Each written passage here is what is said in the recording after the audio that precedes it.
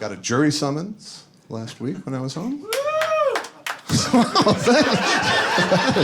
Some very strange enthusiasm, but I like the attitude. I really do, and I'm trying to get a good attitude about it because this will be my 6th time on jury duty. 6 goddamn times on jury duty. I don't know what happened. I don't know why they keep picking me in LA. Apparently I suffer from resting justice face or some shit. But they keep coming, and I try to get a good attitude like you. I try to be like, all right, theater tickets, you know? I mean, granted, it's community theater, but... Where else do you get a chance to have your fellow citizens put on a little play for you? And if you don't like the play, you send someone to jail. It's not that bad, really. And it can be entertaining. Like, I got on a traffic case once, and I was all pissed off because it's like a traffic case. I have to spend my day for 2 people's traffic accident. And then I found out that the plaintiff was this Iranian guy who decided to represent himself. And I'm like, now it's a Peter Sellers movie I'm in. This is... And it was fantastic, because it was like he had never even seen a movie with a court case in it before. He was calling the judge boss. He actually put himself on the stand and was asking himself questions, you know. What were you doing that night? Well, I was driving the speed limit and being very safe. Oh, really? And he put the woman that he had the accident with on the stand. He's like, so where were you going? She's like, well, my phone was broken. I had to go to this phone store to get it fixed. And he says, oh, okay. So, were you on the phone? And she says, no, my phone was broken. And she says, oh, okay. Perhaps you were reading a magazine. I had one case that was all in Spanish, like a little telenovela. It was fantastic. I mean, they translated for us, but all the participants only spoke Spanish. It was kind of a tennis match, you know, like, sí, yes. But what happened was a guy walks into a bar. I guess that's why they picked me for the jury. I guess makes sense now.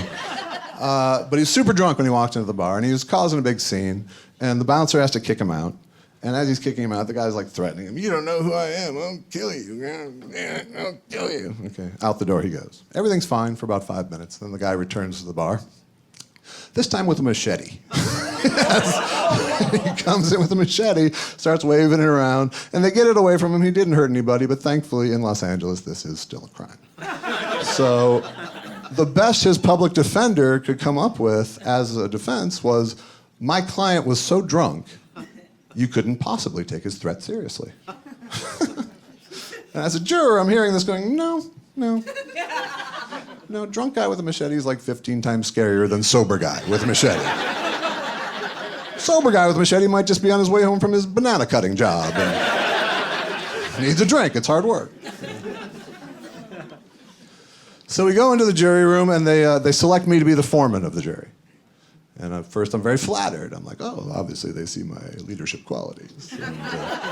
And I realized, no, they've selected me to tell the guy who threatens people with machetes that he's going to jail. Thank you.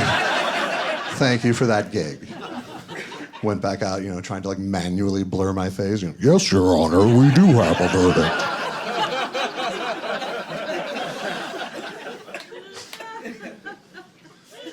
This last time, once again, I was the foreman.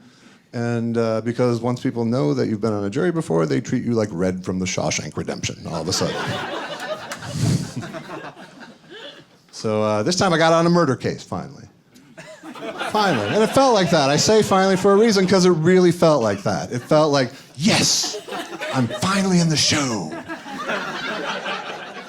And then it was a homeless guy that killed another homeless guy. It wasn't much of a show, really. It was, no, because it wasn't even really a good mystery. Because he killed the guy on security camera in a Burger King parking lot. Yeah, so our job as a jury was basically to watch this snuff film, this like Clockwork Orange without cinematography, over and over and over again. I mean, there were a couple of witnesses, but it was late at night in an LA Burger King. It wasn't a festival of credibility, really, you know. You had the guy giving just way too many details, you know, like, yeah, you got the number 4 meal, the bacon double cheeseburger deluxe, and it's a good choice. He seemed very happy with it. You know. And a really good value. It's like getting a free drink. And seemed to be enjoying it, really not a care in the world. And he ate his meal, got up, seemed very satisfied. And he just kept going on and on and on like this until they got to the actual fight murder part, and then he was a little blurry. But you know how they always say, can you point out the man in the trial, and then you show the defendant. So they did that. So can you point out the man you saw at the Burger King that night? And he starts looking around the room.